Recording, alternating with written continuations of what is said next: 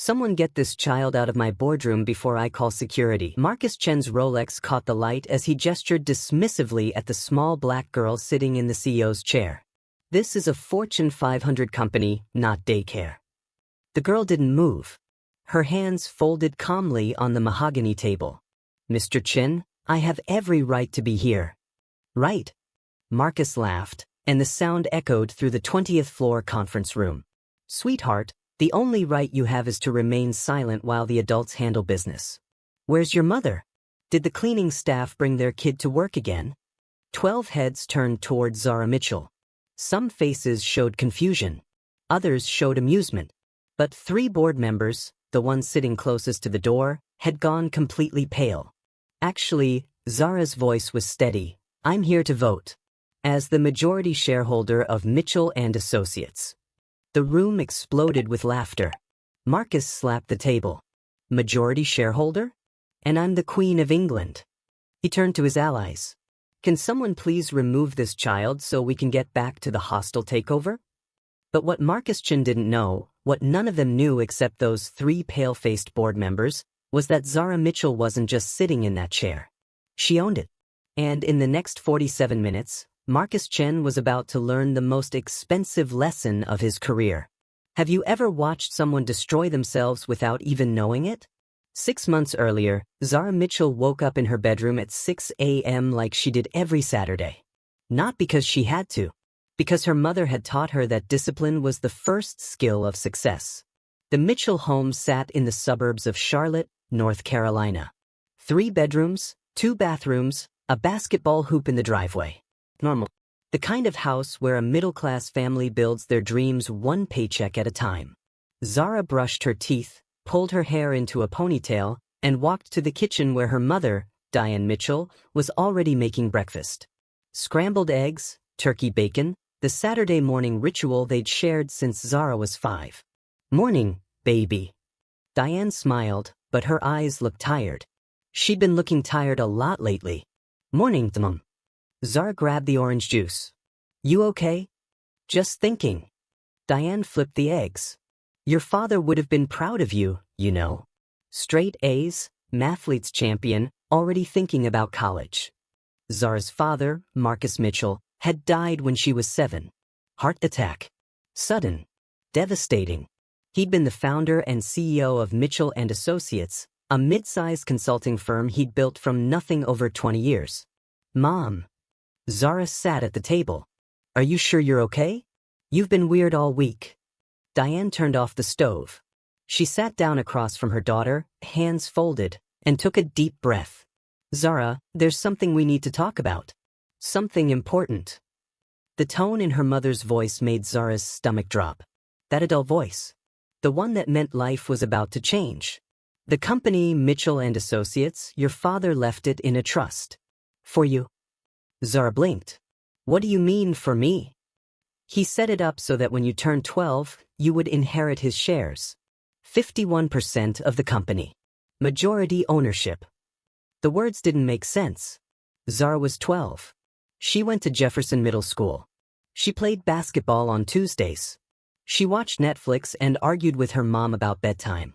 But I'm 12. Your father believed in you. He always said you were smarter than any adult he knew. Diane's voice cracked slightly. The trust activates on your 12th birthday. That was last month. Which means legally, as of 30 days ago, you became the majority shareholder and the rightful CEO of Mitchell and Associates. Zara stared at her mother. CEO? Mom, I'm in 7th grade. I know, baby. I know. Diane reached across and squeezed her hand. And that's why I've been meeting with lawyers, trying to figure out what this means. But here's the thing. The company is in trouble. What kind of trouble? Diane pulled out a folder.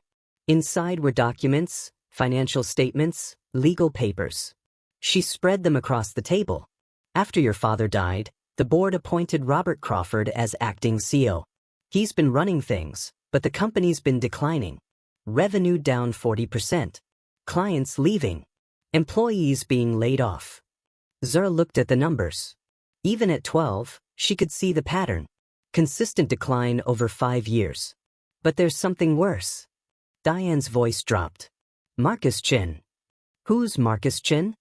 A corporate raider. He buys struggling companies, breaks them apart, sells the pieces for profit. He's made hundreds of millions doing it. Diane pointed to another document. 3 weeks ago, he started buying shares of Mitchell and Associates. He now owns 38%. He's trying to take control. Can he do that? Not if you vote your shares. You have 51%. Majority control. But there's a board meeting in 6 months.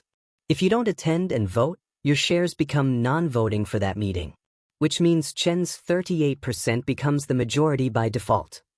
Zara felt like the room was spinning. So I have to go to a board meeting? Like with adults.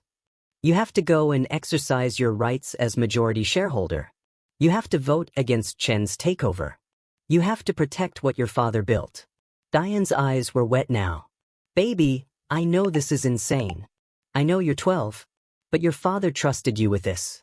He believed you could handle it. Zara looked at her father's photo on the wall. Him holding her on his shoulders at the beach. Both of them laughing.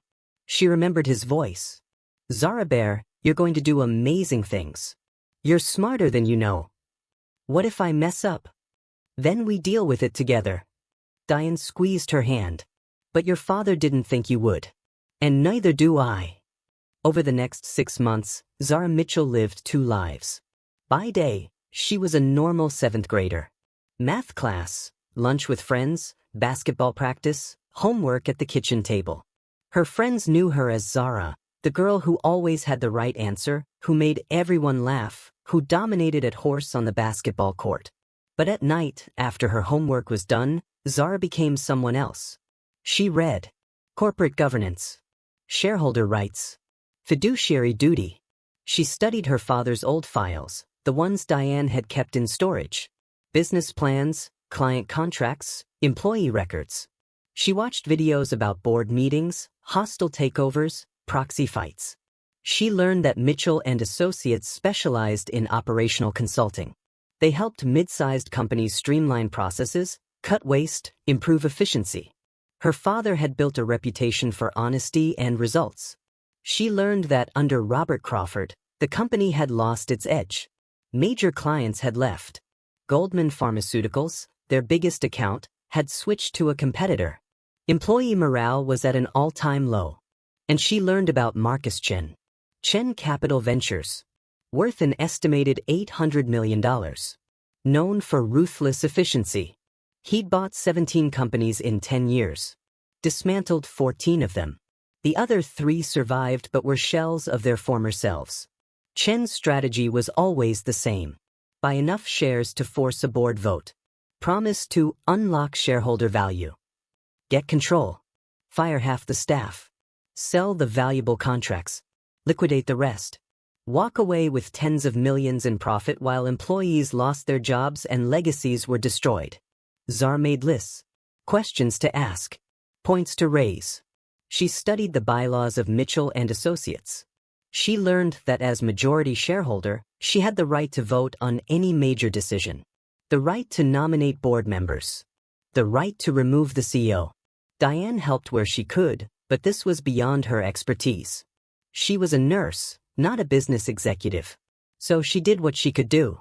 She hired an attorney, Patricia Williams, who specialized in corporate law. Patricia was 53, black, with gray hair and sharp eyes that missed nothing. She met with Zara every Thursday evening for 3 months. Zara, let me be clear, Patricia said during their first meeting. What you're attempting is almost unprecedented. A 12-year-old exercising voting control of a major corporation. Chen's lawyers will fight this. They'll argue you lack capacity. They'll try to invalidate the trust. Can they do that? They can try. But your father's lawyers were thorough. The trust is ironclad. You have legal standing. Patricia leaned forward. But having the right to be there and being effective are 2 different things. They're going to try to intimidate you, dismiss you, mock you. You need to be ready. Zara practiced. Role-playing board meetings with Patricia. Learning to speak clearly, firmly, without hesitation. Learning to anticipate objections. Learning to stay calm when adults talk down to her. One night, 2 weeks before the board meeting, Diane found Zara crying at the kitchen table. Papers spread everywhere. Her laptop opened to another video about corporate governance. "Baby, what's wrong? I can't do this." Zara's voice broke. "Mom, I'm 12. I play with fidget spinners. I watch TikTok. I'm not a CEO. What was Dad thinking?" Diane sat down, pulled Zara into her arms. "Your father was thinking that intelligence has nothing to do with age. He was thinking that you have something most adults lost somewhere along the way. Clarity. Honesty. The ability to see what's right and fight for it without all the politics and ego getting in the way." "But what if they laugh at me?" "They will laugh at you." Diane lifted Zara's chin. "Baby, they're going to laugh. They're going to mock you. They're going to treat you like you don't belong. But you know what? Your father's shares don't care how old you are. The law doesn't care how old you are. You have 51%. That's not a suggestion. That's power. And you're going to walk in there and use it." Zara wiped her eyes. "What if I mess up?" "Then you mess up and we figure it out. But you're not going to mess up. You know why?" "Why?" "Because you're Marcus Mitchell's daughter. And that man never backed down from a fight in his life." The night before the board meeting, Zara laid out her outfit. Navy blue dress, white cardigan, black flats. Professional but age-appropriate. Patricia's advice. She reviewed her notes one last time. The agenda. The voting items. The questions she planned to ask. Her hands shook slightly as she organized her folder. Diane appeared in the doorway. "You ready?" "No." Zara looked at her mother. "But I'm doing it anyway." "That's called courage, baby. Courage isn't not being scared. It's being scared and doing it anyway." They drove to Mitchell and Associates headquarters the next morning at 8 a.m. The board meeting started at 9 o'clock. Zara wanted to be early. The building was downtown Charlotte.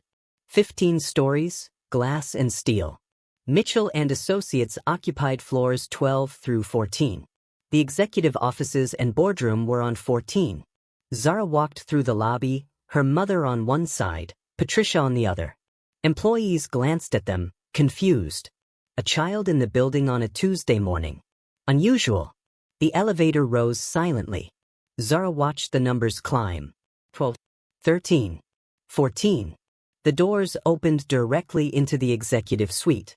Plush carpeting, mahogany furniture, a receptionist desk where a young woman looked up, startled.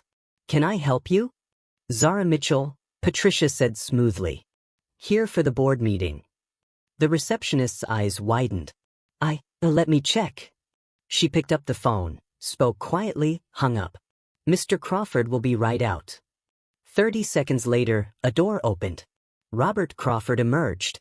60 years old, white, expensive suit, thinning hair. He'd been her father's CFO for 12 years before becoming acting CEO. He looked at Zara and his expression flickered. Confusion, recognition, something else. Worry? "Zara." His voice was carefully neutral. "This is unexpected." "Mr. Crawford." Patricia stepped forward. "My client is here to exercise her rights as majority shareholder. She'll be attending the board meeting and voting her shares." Crawford's jaw tightened. "With all due respect, Ms. Williams, this is highly irregular. Zara's a minor. I question whether the trust is legal and binding. Zara has full voting authority. If you'd like to challenge that, we can bring in a judge right now. Otherwise, we'll proceed to the boardroom." Crawford looked at Patricia, then at Zara, then back at Patricia. His face hardened. "Fine. The boardroom is this way." He led them down a hallway lined with photos. Company milestones. Zara recognized her father in several of them. Shaking hands with clients. Cutting ribbons. Smiling with employees. They stopped at a large door. Crawford opened it. The boardroom was exactly like Zara had imagined. Long mahogany table. Leather chairs. Floor-to-ceiling windows overlooking Charlotte. 12 people were already seated, waiting. At the far end of the table sat Marcus Chen. He was 47, Asian American, impeccably dressed in a suit that probably cost more than Diane's monthly salary. His hair was perfectly styled. His Rolex gleamed. He looked up when they entered, saw Zara, and his mouth curved into a smile. "Robert, did your daughter need something? We're about to start." "This is Zara Mitchell," Crawford said stiffly. "Marcus Mitchell's daughter." The room went quiet. Several board members shifted uncomfortably. Chen's smile widened. "Marcus Mitchell's daughter." He said it slowly, like tasting the words. "How adorable. Did you bring her to see where Daddy used to work?"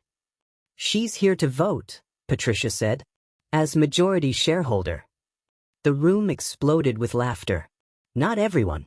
3 board members, the ones Zara recognized from photos as her father's closest allies, didn't laugh. But Chen and his supporters, 6 others, were nearly howling. "Vote." Chen wiped his eyes. "That's precious. Robert, please tell me this is a joke." Crawford cleared his throat. Marcus Mitchell's estate plan left his shares in trust for Zara. The trust activated on her 12th birthday. Legally, she has voting authority. Chen's laughter died. "You're serious?" "Completely serious." Chen stood up slowly. He walked around the table toward Zara, studying her like she was a curious insect. "How old are you, sweetheart?" 12. Zara's voice didn't shake. 12. Chen nodded slowly. "And you think you're going to vote in a board meeting? You think you understand corporate governance, shareholder rights, fiduciary duty?" "I understand enough." "Do you?" Chen leaned down, his face close to hers. "Let me tell you what I understand. I understand that your father built a decent company that's now dying under incompetent leadership. I understand that I'm trying to save it, to unlock value, to make shareholders money. And I understand that you're a child playing dress-up in mommy's boardroom." "Mr. Chen," Patricia intervened. "If you're done posturing, we have an agenda to address." Chen straightened. "Fine. Let the child stay. She can watch how adults handle business." He returned to his seat. "Robert, shall we begin?" Crawford sat at the head of the table. "This is an emergency board meeting called to vote on the proposed acquisition offer from Chen Capital Ventures. As you all know, Mr. Chen has offered to purchase all outstanding shares at $15 per share, a 30% premium over current market price. $15 per share. Zara did the math instantly. With Chen's 38% and the 14% owned by board members who supported him, they'd need her 51% to approve the sale. Without her vote, they couldn't do it. "Before we vote," Crawford continued, "Mr. Chen would like to address the board." Chen stood, buttoned his jacket, walked to the front of the room like a professor addressing a class. "Ladies and gentlemen, the facts are simple. Mitchell and Associates has been declining for 5 years. Revenue down 40%. Major clients lost. Employee turnover at an all-time high. Under current leadership, this company will be bankrupt within 18 months. He pulled up a presentation on the screen. Charts, graphs, projections, all showing decline. My offer represents the best chance for shareholders to recoup their investment. $15 per share. Cash. Immediate. No risk. No waiting. Clean exit. He clicked to the next slide. Now, some of you may have sentimental attachment to this company. I understand. Marcus Mitchell built something meaningful. But sentimentality doesn't pay bills. It doesn't save jobs. It doesn't create value. His eyes flicked to Zara. And it certainly isn't a business strategy. Another click. Here's what I'm proposing. Accept the buyout. Take the premium. Walk away with your dignity and your bank accounts intact.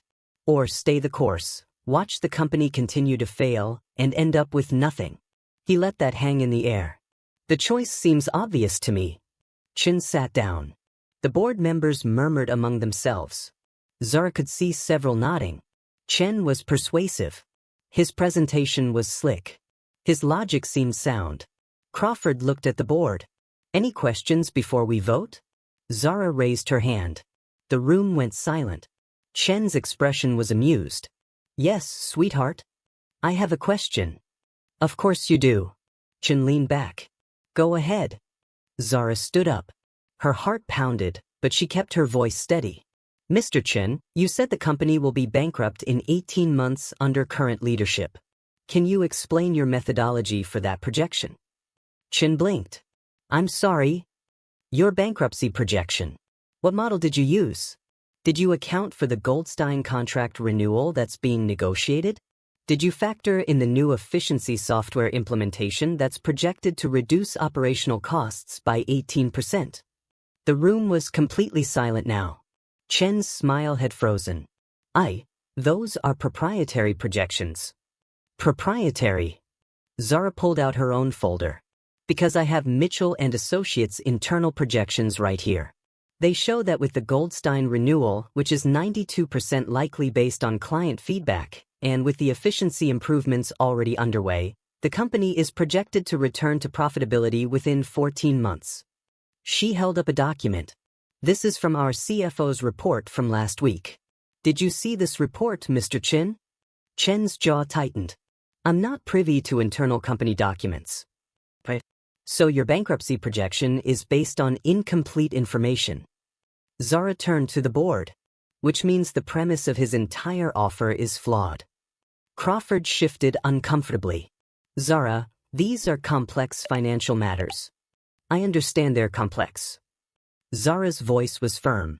But they're not incomprehensible. My father built this company on honesty and accuracy. Mr. Chen is using fear and incomplete data to push a sale that benefits him, not us. Chen stood up, his face reddening. Young lady, you clearly don't understand how corporate valuations work. I understand that you've bought 17 companies in 10 years. I understand that you dismantled 14 of them. Sold the pieces.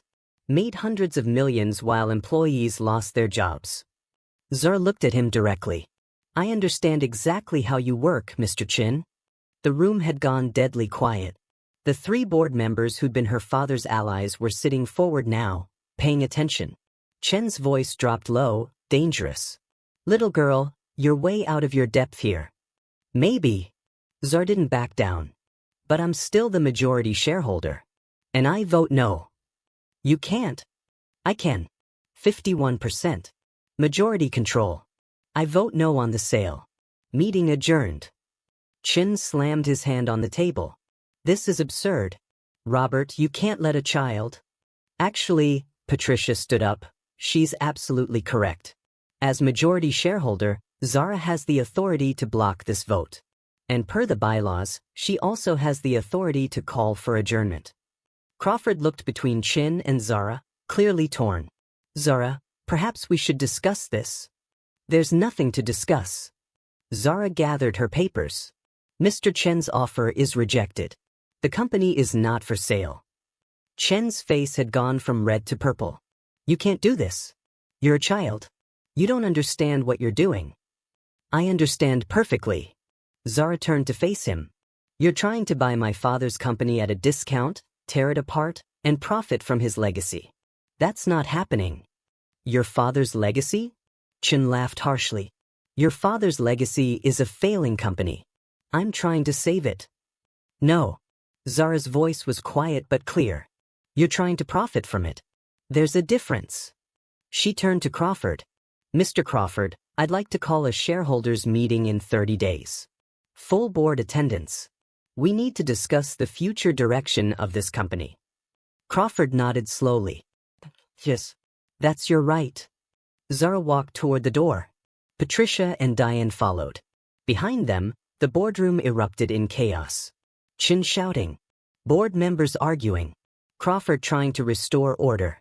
But Zara didn't look back. She'd done what she came to do. In the elevator, Diane pulled her daughter into a fierce hug. Baby, that was incredible. I'm shaking. Zara's voice was muffled against her mother's shoulder. Mom, I'm shaking so bad. You stood up to a billionaire. You protected your father's company. You earned the right to shake. Patricia smiled. Zara, that was exceptional. The way you challenged his projections, the way you cited the bylaws. You were prepared, confident, and absolutely right. What happens now? Now. Patricia's smile widened.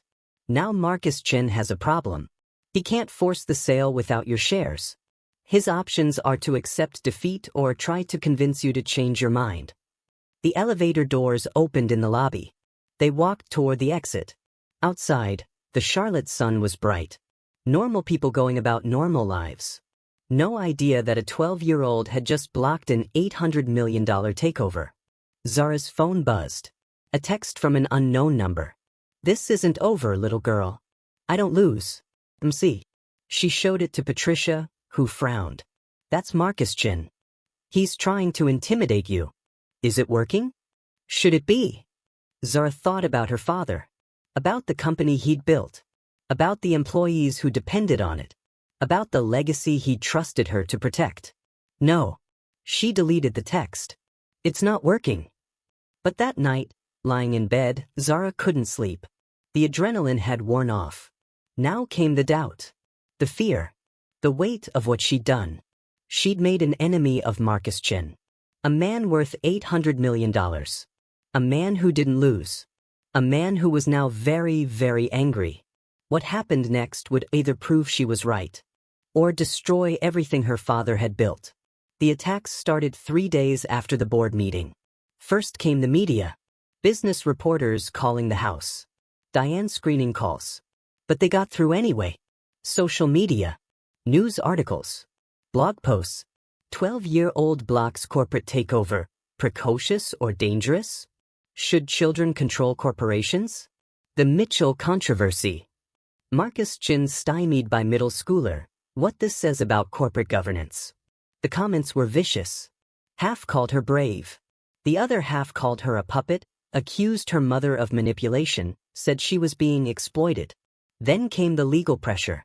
Chen's lawyers filed a motion challenging the trust, arguing that Zara lacked the capacity to make informed decisions. That allowing a minor to control a major corporation was against public policy. Patricia fought back, but the hearing was scheduled for 2 weeks away. In the meantime, the uncertainty hung over everything. And then came the pressure on the company itself. Zara learned about it from Crawford during an emergency phone call. "Zara, we have a problem. 3 board members just resigned. All citing personal reasons. But they're all Chen allies. Can they do that? They can resign anytime. But it creates chaos. We need a full board to make decisions. We need to replace them. Then we'll replace them. With who?" Crawford's frustration was clear. Finding qualified board members takes time. And every day we're in disarray, the company suffers. Zara hung up and looked at her mother. "He's trying to break the company from the inside." "What?" "Chen. He can't force the sale, so he's creating chaos. Making it impossible to function. Eventually, people will get desperate enough to sell just to end the nightmare." Diane sat down heavily. "Baby, maybe he's right. Maybe this is too much. Maybe we should consider." "No." Zara's voice was firm. "Dad trusted me with this. I'm not giving up." She called Patricia. "We need to find new board members. People who understand what Dad built. People who can't be bought." Over the next week, Zara did something that surprised everyone. She reached out to former employees. People who'd worked for her father. People who'd been laid off or forced out under Crawford's leadership. She found Dr. Zara Chen, no relation to Marcus, who'd been Mitchell and Associates head of operations before being let go in a round of cuts. She'd disagreed with Crawford's direction. Spoke up about it. Got fired for her trouble. She found James Rodriguez, who'd run the largest client accounts before leaving because he felt the company was abandoning its values. She found Patricia Okonkwo, who'd been Marcus Mitchell's closest advisor before Crawford pushed her out to consolidate his own power. Zara called each of them. Explained the situation. Asked them to join the board. Help save what her father built. All 3 said yes within 24 hours. The shareholders' meeting was scheduled for exactly 30 days after the board meeting. During that time, Zara attended school during the day and worked on company strategy at night. She video called with the new board members. Reviewed financials. Developed a plan. Not just to survive, but to grow. She learned that the company had lost Goldman Pharmaceuticals because Crawford had raised prices. Her father had always believed in fair pricing. Building long-term relationships. Crawford believed in maximizing short-term profit. She learned that employee morale was low because Crawford had cut benefits, increased hours, created a culture of fear. She learned that everything her father had built, the values, the relationships, the trust, had been slowly eroded. And she developed a plan to fix it. The shareholders' meeting took place in the same boardroom. But this time, Zara wasn't a surprise guest. She was expected. Crawford opened the meeting. The new board members sat in their designated seats. Marcus Chen sat at the far end, arms crossed, face unreadable. This meeting was called by Zara Mitchell, Crawford said, to discuss the future direction of Mitchell and Associates. He looked at her. Zara. Zara stood. She'd practiced this presentation for 2 weeks. Every word, every transition, every anticipated objection. Thank you, Mr. Crawford. She pulled up her first slide. For the past 5 years, this company has been declining. Revenue down 40%. Major clients lost. Employees demoralized.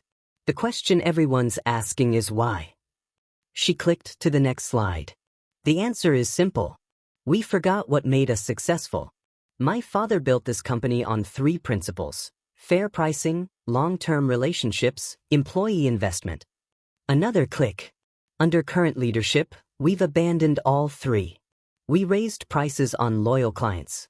We prioritized short-term profit over long-term partnerships.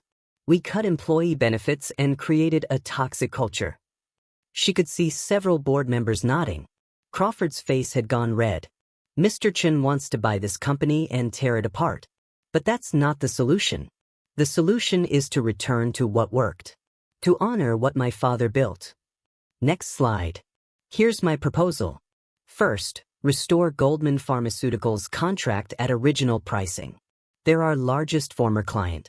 Bringing them back sends a message. Crawford interrupted. That would cost us millions in revenue. In the first year. But it would restore trust. And trust brings back other clients. Zara didn't look away from him. My father understood that relationships matter more than immediate profit.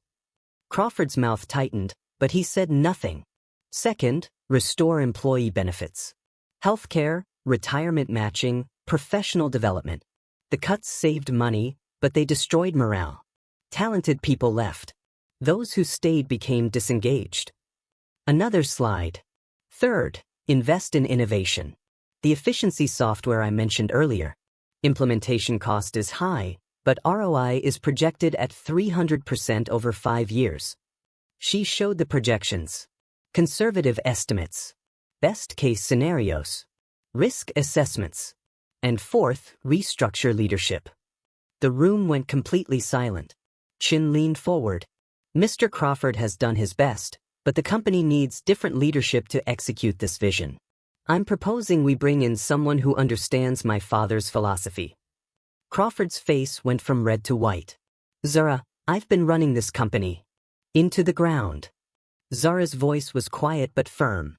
I'm sorry, Mr. Crawford. I know you were loyal to my father. But loyalty isn't enough. We need someone who believes in what he built. She clicked to the final slide. A photo of a woman in her early 50s. Black, confident smile, impressive credentials listed beneath. This is Jennifer Hughes. She ran operational consulting for a Fortune 100 company before retiring last year. She's agreed to come out of retirement to serve as CEO of Mitchell and Associates. She turned to face Crawford directly. Mr. Crawford, I'm offering you a generous severance package and the position of senior advisor. You'll maintain your board seat. Your experience and knowledge are valuable. But we need new leadership. Crawford stared at her. The room was silent. Finally he spoke. You're firing me. I'm restructuring the company to match my father's vision. That requires different leadership. Crawford stood slowly. Your father would be ashamed of you. The words hit like a physical blow. Zara felt tears prick her eyes, but she didn't look away. My father trusted me with this company. He believed I could protect it. Letting it continue to fail would be the real shame. Crawford grabbed his briefcase and walked out. The door slammed behind him. Marcus Chen started clapping slowly. Impressive. Very impressive. You fire the incompetent CEO, propose a turnaround plan, all while maintaining perfect composure. I underestimated you, Zara Mitchell. Thank you. Don't thank me yet. Chen stood. Because here's what happens next. Your plan is solid, but it requires capital. Millions in upfront investment. Goldman Pharmaceuticals contract restoration, employee benefits, software implementation. Where's that money coming from? Zara had anticipated this question. We have operating reserves. Reserves that won't cover half of what you're proposing. You'll need outside investment, which means you'll need to dilute your ownership, which means you'll lose majority control. Chen smiled. You can't execute this plan without giving up power. So, the question is, are you willing to do that? The room waited. This was the trap. Chen had seen it immediately. Zara's plan was good, but funding it meant selling shares. Losing control. Opening the door for Chen to eventually take over. Unless she had another option. Actually, Zara said quietly, I've already secured funding. Chen's smile faltered. What? Jennifer Hughes. She's not just coming as CEO. She's investing $8 million of her own money in exchange for 3% equity. Gasps around the table. $8 million was enormous. 3% was minimal. Why would she do that? Chen demanded. Because she believes in what my father built. Because she sees the potential. And because she's not here to profit immediately. She's here to build something lasting. Chen's face darkened. That's still not enough. You need at least $15 million for everything you're proposing. You're right. Zara pulled out another document, which is why I've also secured commitments from 3 of our former major clients. They're willing to provide advance payments on future contracts. $5 million each. $15 million total. The room exploded. Board members talking over each other. Chen standing frozen. They're willing to do this because they miss working with Mitchell and Associates. They want the company my father built back. And they're willing to invest in making that happen. Zara looked at Chen directly. So to answer your question, Mr. Chen, I don't need to give up power. I don't need to dilute majority control. And I don't need your buyout offer. Chen's face had gone from shock to calculation to grudging respect. How old are you again? 12. 12. He shook his head slowly. I've been doing this for 20 years. I've destroyed people with decades of experience. And I just got outmaneuvered by a 12-year-old. He gathered his things. You win, Zara Mitchell. For now. He walked to the door, then turned back. But understand something. This isn't over. I don't lose. Eventually, you'll make a mistake. And when you do, I'll be waiting. He left. The door closed behind him. The remaining board members looked at Zara with something close to awe. Dr. Sarah Chen spoke first. I worked for your father for 8 years. That was the most impressive thing I've ever seen in a boardroom.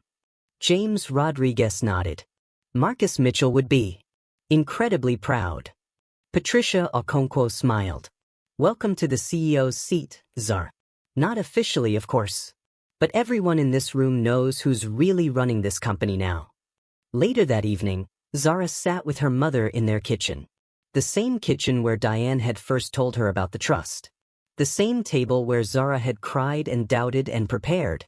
How do you feel? Diane asked. Exhausted. Zara laid her head on the table. Mom, I'm so tired. You should be. You just saved a company. Did I, though? Zara looked up. What if Chen's right? What if I make a mistake? Then you make a mistake. And we figure it out. Diane stroked her daughter's hair. Baby, you did something incredible today. You honored your father. You protected his legacy. You stood up to a billionaire and won. I'm still 12. Yes. And you're also the reason 100 employees still have jobs. The reason your father's company gets a second chance. The reason Marcus Chen learned that money and power don't always win. Diane lifted Zara's chin. Age is just a number. What you did today. That's who you are. 6 months later, Zara Mitchell walked through the halls of Mitchell and Associates like she belonged there. Because she did. The transformation was visible everywhere. Employees smiled. Conference rooms buzzed with energy. The receptionist waved when Zara visited after school. Jennifer Hughes had taken over as CEO and the results were immediate. Goldman Pharmaceuticals had renewed their contract. 2 other major clients had returned. Employee satisfaction scores had tripled. Revenue was up 18%. Not back to peak levels yet, but trending in the right direction. And Marcus Chen?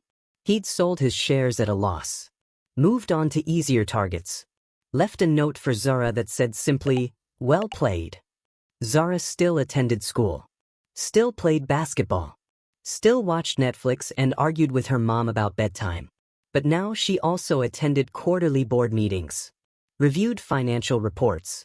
Voted on major decisions. She'd learned to balance both worlds. The 7th grade world of homework and friends. And the corporate world of strategy and leadership. It wasn't easy. Some days she felt overwhelmed. Some days she wanted to quit. But every time she thought about giving up, she remembered her father's photo. His voice. "Zara Bear, you're going to do amazing things." And she remembered Marcus Chen's face when he realized he'd been beaten. The local news interviewed her for a feature on young entrepreneurs. The reporter asked, "What would you say to other kids who think they're too young to make a difference?" Zara thought carefully. "I'd say age doesn't determine worth. Intelligence, courage, and values matter more than how many years you've been alive. Adults don't automatically have all the answers. Sometimes they forget the basics. Sometimes it takes someone young to remind them what really matters." "Do you think you'll stay involved with the company?" "As long as they need me. My father built something special. Something worth protecting. I'm not going to let anyone destroy that just because I'm young." "What about Marcus Chen? Any message for him?"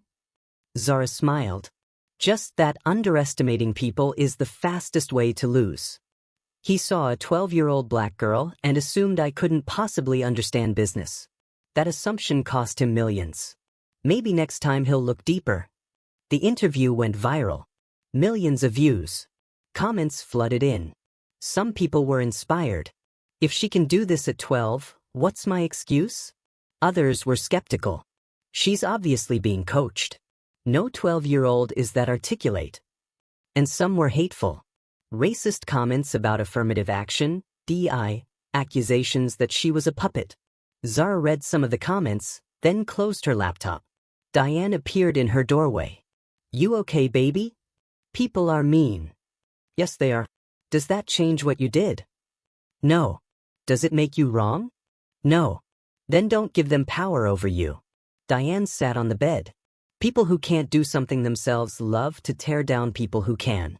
Especially when those people don't look like they expect. You're young. You're black. You're female. That threatens people who think power belongs to a certain type of person. So what do I do? Keep proving them wrong. Keep doing what your father believed you could do. Keep being exactly who you are. 1 year after the board meeting, Mitchell and Associates held their annual shareholders meeting. Revenue was up 42% from the previous year. They'd won back 4 major clients. Employee retention was at 93%. The company was profitable again. Zara attended in person. She was 13 now. Taller. More confident. But still unmistakably herself. Jennifer Hughes presented the results to applause. Then she did something unexpected. She invited Zara to the front. Most of you know Zara Mitchell. Some of you remember when she walked into a board meeting a year ago. A 12-year-old who refused to accept that her father's company should be dismantled for profit. Jennifer looked at Zara with genuine respect. She saved this company. Not with money or connections. With clarity, courage, and an understanding of what really matters. Values over profit. People over short-term gain. Legacy over convenience. The room applauded. Zara felt her face heat. "Zara, would you like to say anything?" Zara hadn't prepared remarks. But she walked to the microphone anyway. "A year ago, people laughed when I said I was the majority shareholder. They didn't believe a 12-year-old could understand business. They thought I was playing pretend." She looked around the room. Faces that had doubted her. Faces that had supported her. All listening now. "But my father didn't think it was pretend. He believed that intelligence has nothing to do with age. That values matter more than experience. that sometimes the clearest vision comes from someone who hasn't been taught to compromise. She paused. Marcus Chen wanted to buy this company for $15 a share. Today, our shares are trading at $23. The people who trusted my judgment, who voted against the sale, they're better off. The employees who kept their jobs are better off. The clients who came back are better off. Another pause. I'm not saying I have all the answers. I'm 13. I still have a lot to learn. But I've learned that you don't need to be an adult to see the truth. You don't need decades of experience to understand right from wrong. You just need the courage to stand up for what you believe in. Even when people laugh at you. Even when powerful people try to intimidate you. Even when the whole world says you're too young, too small, too different to matter. She looked directly at the camera recording the meeting. You matter. Your voice matters. Your truth matters. Don't let anyone convince you otherwise. The room erupted in applause. Standing ovation. Zara saw tears on several faces. After the meeting, a young black girl approached. Maybe 9 years old, holding her father's hand. Excuse me, are you Zara Mitchell? I am. I saw you on the news. I told my dad I wanted to be like you. He said I could be anything I work for. The girl's eyes were wide with admiration. Is that true?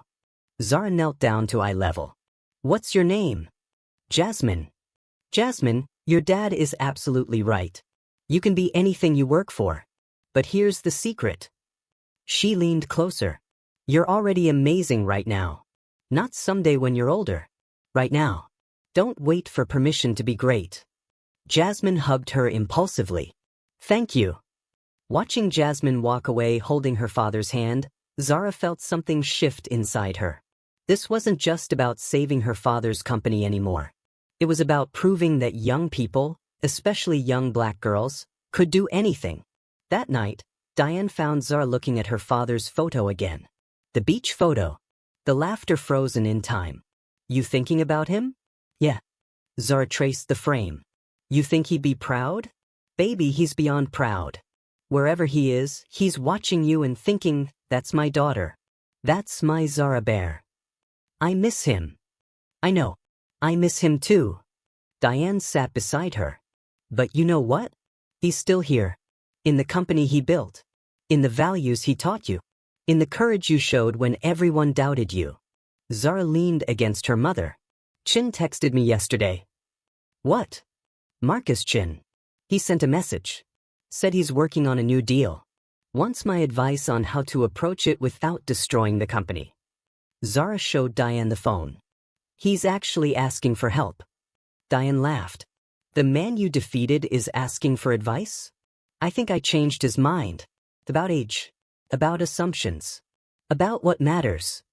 Are you going to help him? Zara thought about it. Maybe. If he's actually trying to do better, maybe I should encourage that. She texted back, happy to help. But only if you're committed to preserving what companies build, not just profiting from tearing them down. The response came within minutes. Deal. Coffee next week? I'll come to you. Diane shook her head in amazement. A 13-year-old meeting a billionaire for business coffee. Your life is surreal. Yeah. Zara smiled. But it's my life. And I'm not apologizing for it. Marcus Chen sat across from Zara at a cafe near her school. He looked different. Less polished. More human. I've been thinking about what you said. In the boardroom. About values versus profit. He stirred his coffee. I've made a lot of money destroying companies. But I've never built anything. Never left anything better than I found it. So what changed? You did. Chen met her eyes. You're 13 years old and you beat me. Not with money or lawyers or experience. With clarity. You knew what mattered and you didn't compromise. He pulled out a folder. I'm looking at this company. Manufacturing firm. Struggling. Old management. But good employees. Solid products. I could buy it cheap, tear it apart, make 30 million. But I keep thinking about what you'd do. How you'd approach it. He slid the folder across. I want to try something different. Turn it around instead of tearing it down. Build something instead of destroying it. Zara opened the folder. reviewed the financials, saw the patterns. Underinvestment, poor strategy, but also potential. You could make this work, but it would take time, and money up front, and patience. I have money, time I can learn, patience. He smiled ruefully. That's harder. Why are you really doing this? Chen was quiet for a long moment. Because I'm 47 years old. I've made hundreds of millions. I've destroyed companies, ruined lives. And for what? So I can buy another house? Another watch? What's the point? He looked at her directly. You're 13 and you've already done something meaningful. You saved your father's company, protected employees, honored a legacy. I'm 47 and I've never done any of that. Maybe it's time I tried. Zara studied him. Was this real? Or another manipulation? But she saw something in his eyes. Something that looked like genuine regret. I'll help. But on one condition. Name it. You meet the employees first. Before you buy anything, you talk to them. Learn what they do. Understand what you'd be destroying if you failed. She pushed the folder back. And you commit to trying for at least 3 years.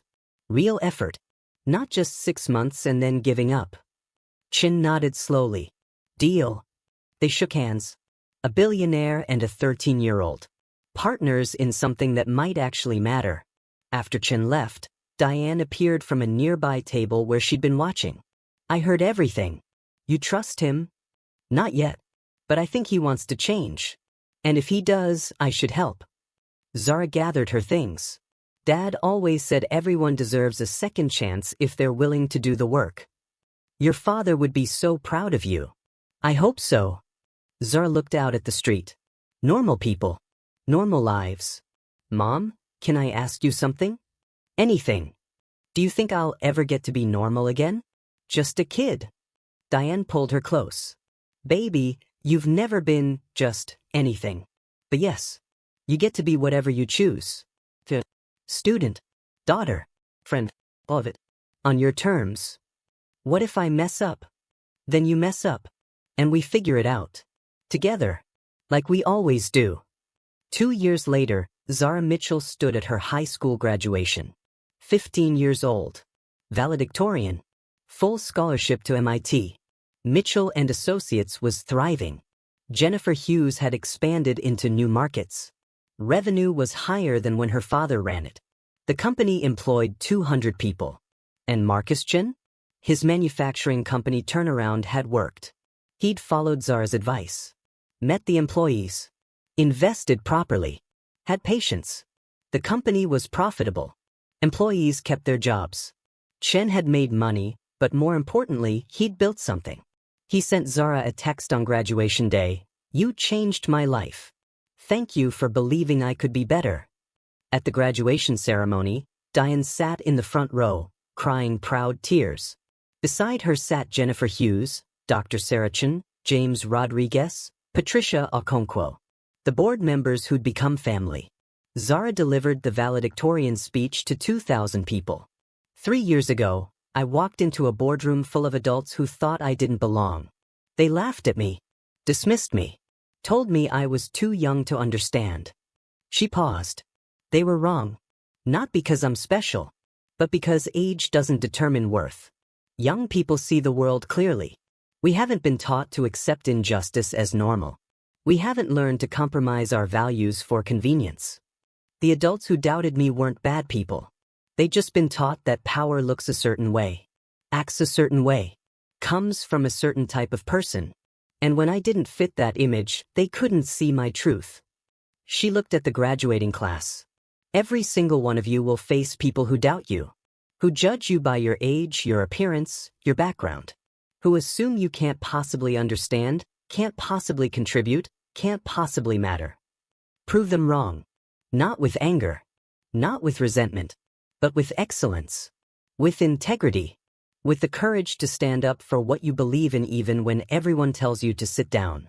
You don't have to be an adult to change the world. You just have to be willing to try. The auditorium erupted in applause.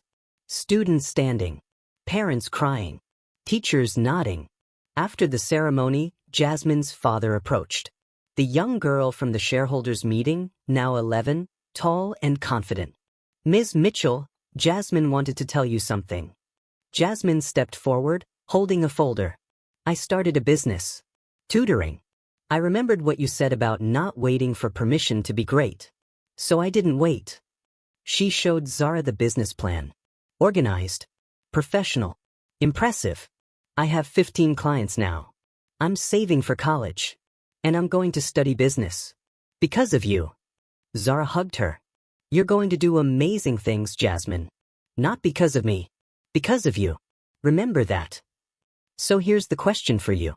Yes, you're reading this right now. When have you dismissed someone because they didn't fit your image of what power looks like? When have you assumed someone was too young, too inexperienced, too different to possibly understand? Zara Mitchell was 12 years old. She faced a billionaire with decades of experience. She had every reason to fail. Every reason to let the adults handle it. But she didn't. She studied. She prepared. She stood up. And she won. Not because she was special. Because she refused to accept that her age made her voice less valid. The Marcus Chens of the world count on you staying silent. They count on you believing you're too young, too small, too powerless to matter. They're wrong. Share this story if you believe young people deserve to be heard. If you believe age doesn't determine worth. If you believe the next generation might actually have answers the rest of us missed. Subscribe to Black Legacy for more stories about people who refused to stay silent. Who stood up when everyone told them to sit down. Who changed the world by simply refusing to accept that they couldn't. Because somewhere right now, there's another Zara Mitchell sitting in a room full of adults who think she doesn't belong. She needs to know someone believes in her. Be that someone. Like this video if you'd stand up like Zara did. Comment below, what would you do if you were in that boardroom? And remember, you don't need permission to be great. You just need the courage to try. The boardroom is everywhere. The doubters are watching. It's your turn to speak. Zara Mitchell was 12 when she saved her father's company. Marcus Chen learned the most expensive lesson of his career. Never underestimate someone based on age. But here's what keeps me up at night. Zara had something most kids don't. 51%. Majority control. Legal standing that forced adults to listen even when they didn't want to. What about the young people who don't have that power? Who have brilliant ideas but no platform? Who see solutions but have no authority? Before Zara stood up, Marcus Chen had destroyed 14 companies. Profited billions while thousands lost jobs. And everyone just accepted it because that's how business works. It took a 12-year-old to say, "No. This is wrong." Not a lawyer. Not another CEO. A child who hadn't been taught that greed was acceptable. Who still believed values mattered more than profit. Think about that. The adults in that room, with decades of experience, were ready to sell. Ready to let Chen tear apart what Marcus Mitchell built. Ready to accept defeat. The child was the only one willing to fight. How many boardrooms right now have adults making decisions that will hurt people? And how many young people see the problem but stay silent because they think nobody will listen? If this story moved you, share it. Not for Zara. For the next kid sitting in a room full of adults who think they know better. Hit subscribe to Silent Pain Stories. Tell me in the comments, have you ever been told you're too young to understand? What did you do about it? Because the world needs more people like Zara Mitchell. People who refuse to accept that age determines worth. People who stand up even when everyone laughs.